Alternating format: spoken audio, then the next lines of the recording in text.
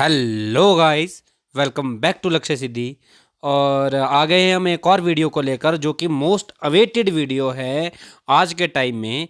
कि एचपीआरसीए ने पटवारी के फॉर्म तो निकाल दिए हैं, लेकिन पटवारी के फॉर्म का सिलेबस क्या रहेगा वो नहीं किसी को पता।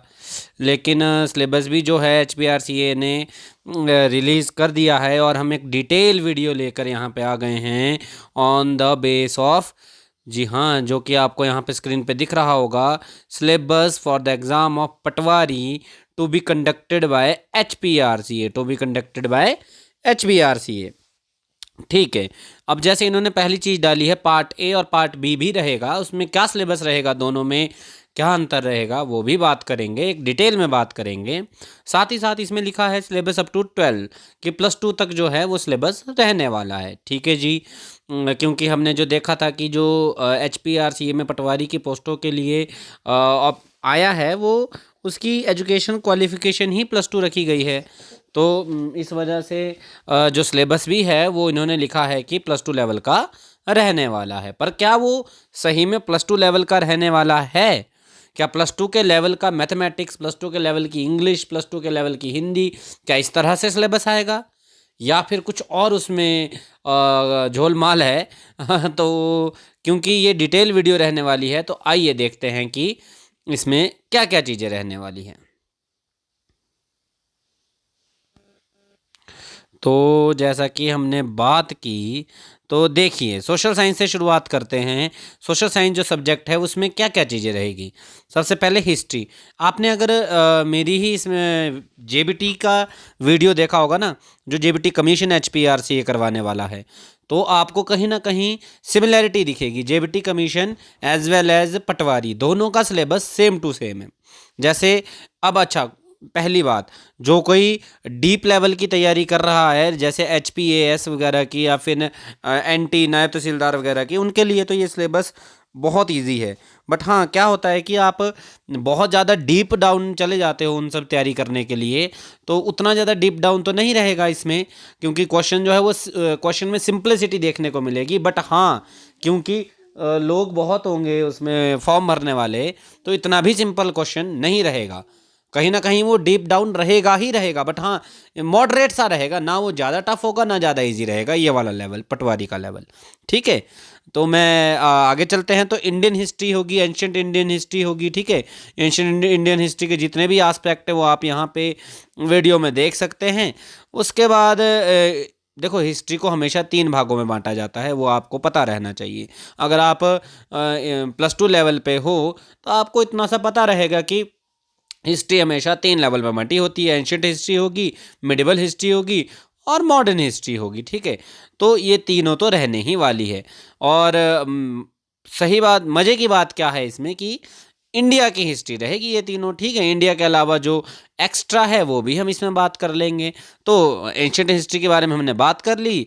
एंशियंट हिस्ट्री जैसे चोल वंश हो गया, पांड्या वंश हो गया, या फिर गुप्ता की एज होगी, द हर्षवर्धन हो गया। ठीक है। पोस्ट गुप्ताज हो गया ना, ये सब चीज़ें एंशियंट हिस्ट्री में कवर होती है, जो कि आपको एक बहुत सी उसमें देखने को मिल जाएगा अगर आप एंशियंट हिस्ट्री पढ़ने बैठोगे। तो अगर मिडिवल हिस्ट्री की बात की जाए, तो मिडिवल हिस्ट्री के लिए का भी सब कुछ होगा। जैसे यहाँ पे दिख रहे हैं आपको मेन मेन बंदे, मीराबाई हो गए, चैतन्य के बारे में है, मुगल एम्पायर के बारे में है, ठीक है, मराठा के बारे में है, राइज ऑफ सिख के बारे में है। ठीक है। तुगलक वंश हो गया, सईद वंश हो गया, लोधी वंश हो गया, ये सारी चीज़ों के बारे में इसमें कवर किया जाएगा, जो कि मिडिवल हिस्ट्री में रहता ही रहता है। मैंने फिर बात कर दी, जो डीप डाउन स्टडी कर रहे हैं उनके लिए तो ये चीज़ बहुत आसान रहने वाली है। अच्छा, अब अगर मॉडर्न हिस्ट्री की बात की जाए, तो मॉडर्न हिस्ट्री भी आप सभी को पता ही है कि ईस्ट इंडिया कंपनी, और उसके बाद किस तरह से 1857 का रेवोल्यूशन हुआ था, और किस तरह से हमारा आज़ादी की लड़ाई लड़ी गई थी, उसमें गांधी जी का कितना योगदान था, या फिर मुस्लिम लीग ने कितना इम्पैक्ट डाला था इंडिया के ऊपर, या फिर पार्टीशन ऑफ बंगाल के बारे में, जहाँ से बांग्लादेश बना था, है ना, और चंपारण के बारे में, ये गांधी जी से बात हो रही है तो चंपारण मूवमेंट तो होगा ही होगा। ठीक है, ये सब चीज़ें, या फिर नॉन कॉपरेशन मूवमेंट है ना, खिलाफत मूवमेंट हो गई, ये सब चीज़ें जो है ये सब चीज़ें इसमें कवर की जाती है। ठीक है, आप सभी ने इसके बारे में पहले तो पढ़ा ही रहा है यार, थोड़ा बहुत तो पक्का पढ़ा होगा अगर आप इस एग्ज़ाम को भर रहे हैं। तो अगर इसको आप डिटेल पढ़ोगे तो ये आराम से हो जाएगा, बहुत ईजी पेपर रहने वाला है ये ज़रूर सुन लो।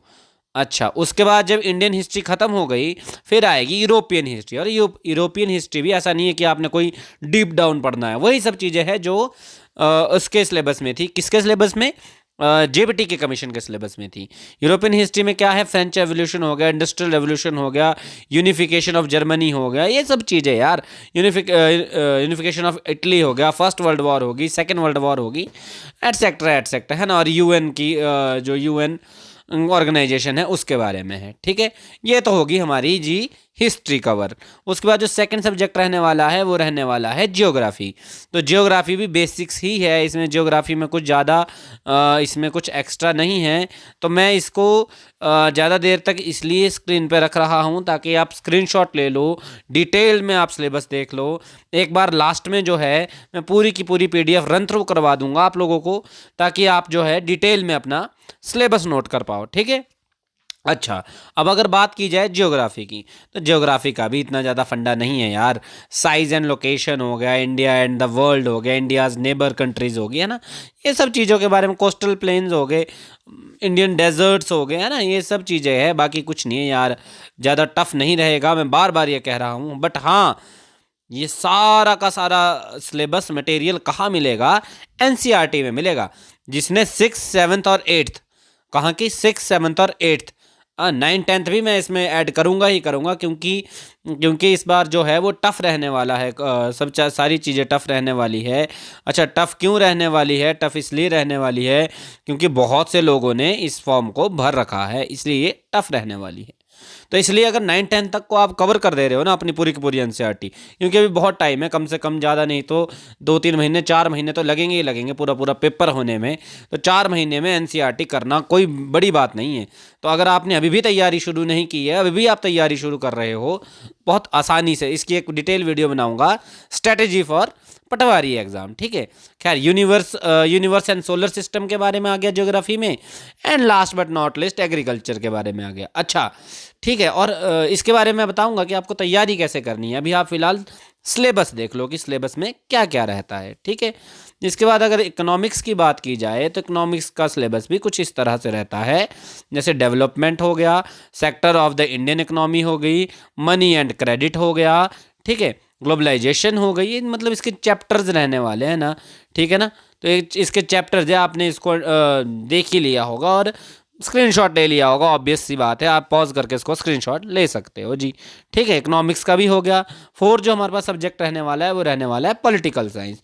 पॉलिटिकल साइंस में वही बेसिक से पॉलिटिकल साइंस की डेमोक्रेसी क्या है, या फिर डेमोक्रेसी क्यों है ना, डेमोक्रेटिक कॉन्स्टिट्यूशन क्या है। अच्छा, कॉन्स्टिट्यूशन इन साउथ अफ्रीका, अच्छा ये साउथ अफ्रीका क्यों है कॉन्स्टिट्यूशन का इसमें ऐड? क्योंकि वहाँ पर हमारे राष्ट्रपिता महात्मा गांधी जी के ने बहुत सारा काम किया था, तो इस वजह से साउथ अफ्रीका इसमें ऐड की गई है। क्योंकि आपने 10th तक की पॉलिटिकल साइंस तो पढ़ ही रखी होगी। अगर आप भूल गए हैं तो आप 10th तक की पॉलिटिकल साइंस की बुक उठाइए, 6 से लेकर 10th तक की पॉलिटिकल साइंस को पढ़ दीजिए और आपका सारा का सारा कार्य खत्म। जैसे पार्लियामेंट हो गया, पॉलिटिकल एग्जीक्यूटिव्स हो गए, या ना जुडिशरी के बारे में हो गए, सारी चीज़ें आपको उसी में मिल जाएगा। राइट्स हो गए, फंडामेंटल राइट्स हो गए, ये सब चीज़ें उसमें कवर की गई होगी भैया जी। और यहाँ से आप जो है अपना सिलेबस के बारे में देख सकते हैं। ठीक है, तो ये बेसिक सा सिलेबस आपका रहने वाला है, किसका? पॉलिटिकल साइंस का। अच्छा, अब आता है मेन सब्जेक्ट, जिसके बारे में हम सब डरे रहते हैं कि भैया मैथमेटिक्स में कहाँ तक पढ़ना होगा, क्या +2 लेवल तक का मैथमेटिक्स पढ़ना होगा? जी नहीं। क्यों नहीं करी मैंने? अगर आप डिटेल्ड सिलेबस को फोकस करो, आप पॉज करके आप अगर इस सिलेबस को देखो और एक एक पॉइंट को नोट डाउन करो, तो आप यहाँ आराम से देख सकते हैं कि मैथमेटिक्स में कोई ज़्यादा चीज़ नहीं है। नंबर सिस्टम है, ठीक है, नोइंग और नंबर और रियल नंबर के बारे में दिया गया है। ठीक है, क्लासिफिकेशन ऑफ रियल नंबर जैसे आप देख रहे हो। ठीक है, इसके बाद सेकंड चैप्टर क्या है इस नंबर सिस्टम के बाद? होल नंबर, इंटीजर और नंबर ऑपरेशन। ठीक है, ऑपरेशन मतलब ऑब्वियस सी बात है कि यार आपको सिंपल सी चीज़ें तो नहीं दी जाएगी कि 4+2 कर कैसे बता दो जी कितना है। और डीप डाउन होगा, घुमा के क्वेश्चन रहेगा, तो प्रॉपर्टीज़ वगैरह जो है आपको अच्छे से अपनी बेसिक्स क्लियर करने हैं, फिर चाहे जितना मर्जी घुमा के क्वेश्चन दिया जाए आप आसानी से उसे कर ही लोगे। अच्छा, जो थर्ड इसका चैप्टर रहने वाला है वो रहने वाला है फ्रैक्शन, डेसिमल एंड परसेंटेज का। ठीक है, उसके बाद जो रहने वाला है वो रहने वाला बेसिक अलजेब्रा। यार कोई ज़्यादा expressions, factors and identities, a+b का होल स्क्वायर, a-b का होल स्क्वायर, a² + b² ये सब चीज़ें रहने वाली है। कोई ज़्यादा टफ नहीं है भैया, बार बार कह रहा हूँ टफ नहीं है, टफ बनाने पर टफ बनेगा, अदरवाइज टफ नहीं है। अच्छा, पॉलिनोमियल होंगे सिंपल। अच्छा, आप अगर 8th की बुक उठाकर देखो ना, मैथमेटिक्स में सारा का सारा सिलेबस आपको वहीं पे ही मिल जाएगा। Linear equation and linear equation in 2 variable सारे के सारे 8th की बुक के चैप्टर हैं। क्वाड्रेटिक इक्वेशन 8th की बुक में भैया जी। एपी शायद 9th में आता है, एपी जो जहाँ तक मुझे पता है। Ratio proportion and variation, ratio proportion तो 6 से शुरू हो जाती है आई गेस, है ना। हालांकि मैंने मैथमेटिक्स इतना डीप डाउन बात नहीं करेंगे हम। देखो, बेसिक ज्योमेट्री होगी आपकी, बेसिक ज्योमेट्री जो है, अरे यार मैथमेटिक्स में आपने देखना भी होगा ना, 8th का तो आप मेरी ही प्लेलिस्ट उठाकर देख लीजिएगा, मैं कहीं ना कहीं लिंक डाल दूंगा उसका। तो पूरी की पूरी 8th मैंने कवर कर रखी है, इसमें बहुत इजी मैथमेटिक्स रहेगा, ट्राइंगल रहेगा और अच्छा इसके बाद ट्राइंगल के बाद क्वाड्रेट्रियल के पॉलीगन्स के बारे में बात है, सर्कल एंड एरियाज। हाँ, ये उसका क्या कहते हैं उसको, ज्योमेट्री की बात यहाँ पे फिर से आ गई। और कंस्ट्रक्शंस के बारे में, जैसे अच्छा ये आपको नहीं टेंशन लो कि यार आपको कंपास वगैरह दी जाएगी और सॉरी मेरी थोड़ी तबीयत ख़राब है। खैर, उसके बाद अगर हम आगे चले तो मेजरमेंट्स के बारे में बात है, जैसे एरिया, पैरामीटर वगैरह फाइंड आउट करना है ना। बस ज़्यादा बात नहीं है इसमें, सरफेस एरिया एंड वॉल्यूम्स के बारे में है, कोऑर्डिनेट ज्योमेट्री है, इंट्रोडक्शन टू ट्रिग्नोमेट्री है, ट्रिग्नोमेट्री ऐड की है भैया इसमें, sine cos cot and sine cos theta जो होता है आपने सुन रखा होगा, टेंजेंट होता है ना, कॉसिकेंट होता है, सीकेंट होता है, ये सब चीज़ें आपने सुन रखी होगी। इसको किस तरह से करना है वो भी हम करेंगे, लेकिन धीरे धीरे धीरे ना सारी चीज़ें करेंगे हम, सारा का सारा सिलेबस को कवर करने की कोशिश करेंगे। तो एप्लीकेशन ऑफ ट्रिग्नोमेट्री है ना, ट्रिग्नोमेट्री के एप्लीकेशन के बारे में भी इधर है। स्टैट्स, डेटा हैंडलिंग, बहुत इंपॉर्टेंट क्वेश्चन, बहुत ही ज़्यादा पूछे जाने वाले क्वेश्चन है ये। क्यों? क्योंकि ये लेंथी होते हैं और इसमें ही आप अंदर या बाहर रहते हो। और उसके बाद जो रहेगा वो रहेगा प्रोबेबिलिटी। प्रोबेबिलिटी भी बहुत ज़्यादा पूछी जाती है यार प्रोबेबिलिटी में। अच्छा, ये सारे क्वेश्चन क्यों पूछे जाते हैं, इनके ऊपर मैंने क्यों इतना फोकस किया, ये इसलिए पूछे जाते हैं क्योंकि यहाँ पर आपका ना क्वेश्चन गलत होने के चांसेस ज़्यादा रहते हैं, क्योंकि इजी क्वेश्चन रहते हैं ना, तो हम इसको फॉर ग्रांटेड ले लेते हैं कि यार ये तो ऐसे चुटकी बजाकर हो जाएंगे, और वहीं बस उसी पॉइंट पे जो हमारा ये एटीट्यूड रहता है, उसी एटीट्यूड की वजह से यहाँ गलतियाँ होती है और हमारी मेरिट ऊपर नीचे जाती है। ठीक है, उसके बाद वर्क एंड टाइम, ये वाले क्वेश्चन, मेंसुरेशन हो गया, एक्सपोनेंट एंड पावर हो गई, डायरेक्ट एंड इनवर्स प्रोपोर्शन हो गया, फैक्टराइजेशन होगी, टाइम एंड डिस्टेंस। अरे फिर अगेन वही बात कहूँगा, 8th के एनसीईआरटी की बुक कर लो, ये सारे पॉइंट कवर हो जाएंगे भैया। ठीक है, खैर देखते हैं, अगर मैंने कोई प्लेलिस्ट बनाई तो मैं वो भी आपको बता दूंगा, अगर मैंने पटवारी के लिए एक स्पेशल से प्लेलिस्ट बनाई। खैर, अब अगर साइंस की बात की जाए, साइंस में तो अब वही अगेन 10th तक की साइंस है भैया, +2 तक का कुछ नहीं है इसमें। कंपोनेंट ऑफ फूड हो गया, सॉर्टिंग मटेरियल इनटू ग्रुप हो गया, सेपरेशन ऑफ सब्सटेंस हो गया, body movement and living the organism, motion and measurement of distance. देखो चैप्टर भले ही ये 10th तक के हैं, पर डीप डाउन इसमें रहेगा, ये याद रखिएगा कि अगर क्वेश्चन को ना, मतलब एक तो आप कान को सीधा पकड़ सकते हो, एक आप पूरे सर से घुमा कर पकड़ सकते हो, तो ये सारे के सारे क्वेश्चन वैसे ही रहने वाले हैं, सर से घुमा कर कान पकड़ा जाएगा इन क्वेश्चंस में। तो ये चीज़ जरूर ध्यान रखिएगा, और अपने सिलेबस को जो है वो आप पॉज करके स्क्रीनशॉट ले लीजिएगा, क्योंकि बहुत सारा सिलेबस है और इतना ज़्यादा सिलेबस वर्ड टू वर्ड करना बहुत मुश्किल है भैया एक छोटी सी वीडियो में। ठीक है, बाकी तो ये साइंस तो सबसे ईजी यार, एयर अराउंड अस हो गया, न्यूट्रिशन इन प्लांट हो गया, न्यूट्रिशन एनिमल हो गया, हीट हो गया, एसिड बेस एंड सॉल्ट्स होंगे, है ना, फिजिकल एंड केमिकल चेंज हो गए, रेस्पिरेशन इन ऑर्गेनिजम्स की बात हो रही है, रिप्रोडक्शन की बात हो रही है, सीड डिस्पर्सल की बात हो रही है, मोशन एंड टाइम की बात हो रही है, जिससे क्वेश्चन बन सकते हैं मोशन एंड टाइम से। न्यूमेरिकल बेस्ड के क्वेश्चन भी बन सकते हैं मोशन एंड टाइम से। लाइट की बात हो रही है, फॉरेस्ट की बात हो रही है, फॉरेस्ट और लाइफ लाइन की बात मैं कह रहा हूँ। फॉरेस्ट और life line, waste water story, अगर आप आपके आसपास कोई बच्चा 6th या 7th में पढ़ रहा है तो उनसे पूछिए, सेम टू सेम चैप्टर उनकी साइंस की बुक में है। तो मैं कह रहा हूँ कि आप आराम से एनसीईआरटी करो, आपका सिलेबस आपका पेपर क्लियर है। क्रॉप प्रोडक्शन हो गया, मैनेजमेंट हो गया, माइक्रो ऑर्गेनिज्म, देखो 8th क्लास का सीधा टॉपिक। और बार बार मैं कह रहा हूँ, जो जेबीटी की तैयारी कर रहा है, जो जेबीटी कमीशन की तैयारी कर रहा है, उसके लिए पटवारी का पेपर इजी रहना चाहिए। आपके पास 2 चांस है, एक जेबीटी कमीशन और एक पटवारी, क्योंकि सेम सेम सिलेबस है दोनों उसका। खैर आगे चलते हैं। तो यहाँ पे कोल एंड पेट्रोलियम हो गया, कंबशन ऑफ फ्लेम हो गया, conservation of plant and animal है, रिप्रोडक्शन इन एनिमल है, रीचिंग ऑफ द एज ऑफ एडोलसेंस है, फोर्स एंड प्रेशर है। 8th के सारे चैप्टर है भैया, है फ्रिक्शन है, 9th का चैप्टर आ गया, साउंड 9th का चैप्टर आ गया, और chemical effect of electric current I guess 8th या 9th का चैप्टर है ये एनसीईआरटी का। सम नेचुरल फिनोमिना है ना, लाइट के बारे में बात हो रही है। देखो चैप्टर तो ये 6 से लेकर शुरू हो जाते हैं, लेकिन अब वही है ना कि उसमें 6th में छोटा पोर्शन कवर किया होगा, 7th में और ज़्यादा पोर्शन, 8th में और ज़्यादा पोर्शन, ऐसे ऐसे करके 10th तक पूरा का पूरा लाइट का जो है कॉन्सेप्ट क्लियर किया गया होगा, और वो आपने पढ़ना है जी। मैटर ऑफ आवर सराउंडिंग होगी, है ना, the fundamental unit of life हो गया, सेल के बारे में बात हो रही है, 10th के चैप्टर है। मोशन जो है, मोशन उससे शुरू हो जाता है, क्या कहते हैं उसको, 6 से शुरू हो जाता है मोशन, है ना, पर लॉ ऑफ मोशन जो न्यूटन लॉ वगैरह जो है 10th तक चल जाते हैं। तो केमिकल रिएक्शन एंड इक्वेशन, ये सब चीज़ें जो है आपकी साइंस के सिलेबस में रहने वाली हैं। Then we have the next subject. हाँ देखा, एकदम से इंग्लिश निकली, क्योंकि नेक्स्ट सब्जेक्ट है इंग्लिश। इंग्लिश में क्या है, अच्छा इंग्लिश इंपॉर्टेंट चीज़ है, क्योंकि मैथमेटिक्स के बाद आई गेस जिससे सब लोग डरते हैं वो होता है इंग्लिश। अरे भैया, English is the most easy language अगर आप इसकी बात की जाए, क्योंकि कॉम्प्रीहेंशन देंगे ये इसमें, है ना, क्योंकि जैसा लिखा, अब देखो मुझे भी नहीं पता, क्योंकि HPRC ये जो है अभी HPRC ये फर्स्ट टाइम जो ये एग्ज़ाम जो है कंडक्ट कर रही है। अभी इसको TGT मेडिकल नॉन मेडिकल के मैं क्वेश्चन पेपर लाऊंगा, तो उसमें बताऊंगा कि किस तरह से पेपर रह सकते हैं ये जो फर्दर होने वाले हैं, क्योंकि अभी मुझे इसके क्लियर पता नहीं है कि लैंग्वेज के क्वेश्चन किस तरह से आएंगे। लेकिन अगर पुराने बात की जाए, जैसा कि हमीरपुर बोर्ड पहले किया करता था, तो कॉम्प्रीहेंशन तो रहते ही रहते हैं, साथ ही साथ बेसिक इंग्लिश रूल्स रहती है, जैसे कि नाउन, प्रोनाउन, वर्ब, सिनोनियम हो गए, टेंस हो गए। देखो सब बहुत इंपॉर्टेंट, टेंस के बारे में मैं जरूर वीडियो डालूंगा।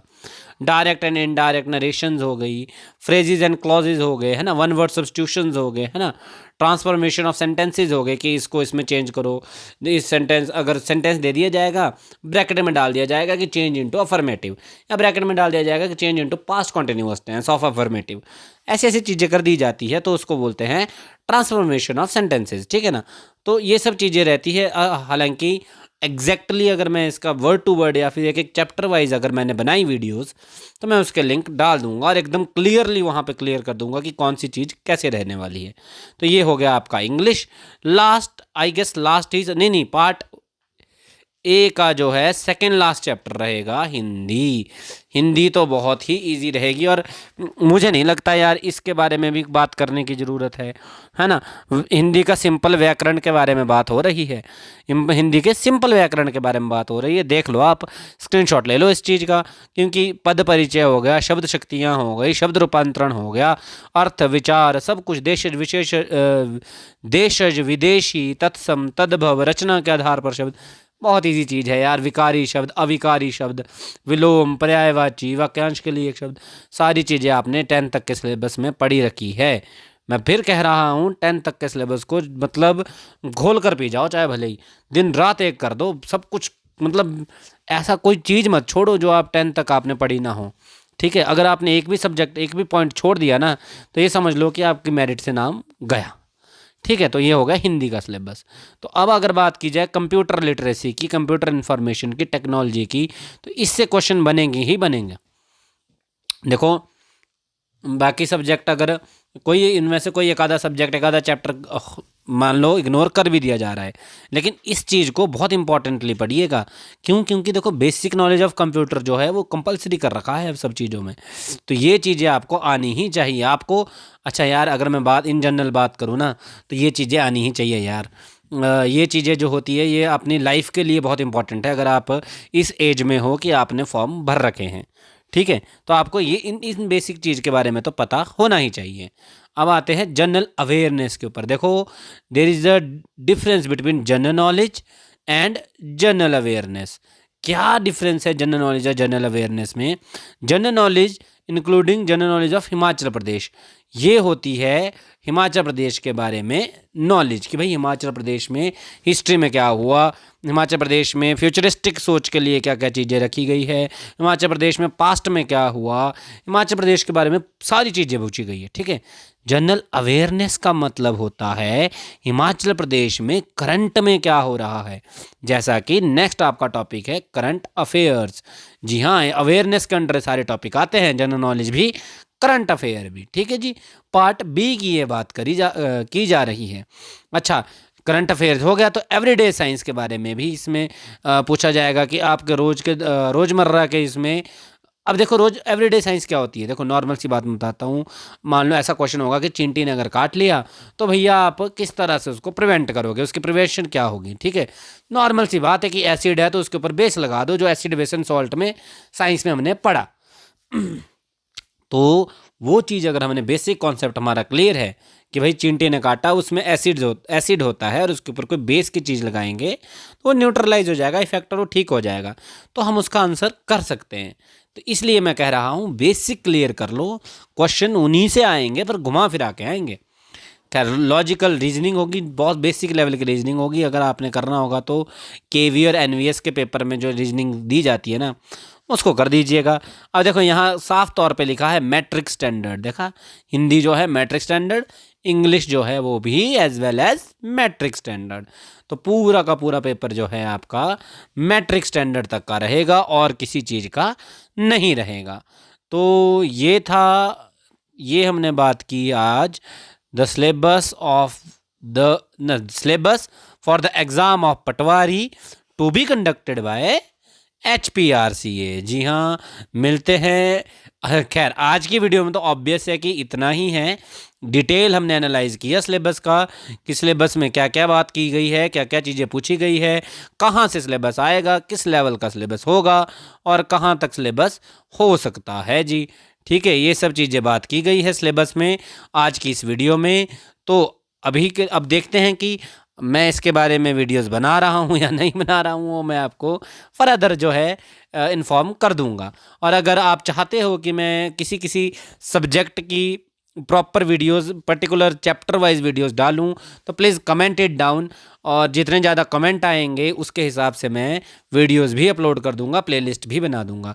चाहे वो मैथमेटिक्स है, चाहे वो इंग्लिश है, चाहे वो हिंदी है, चाहे वो साइंस है, चाहे वो SST है, आप जिस भी सब्जेक्ट की बोलेंगे उसकी वीडियोस बना दी जाएगी जी, पर कमेंट करिएगा, ठीक है।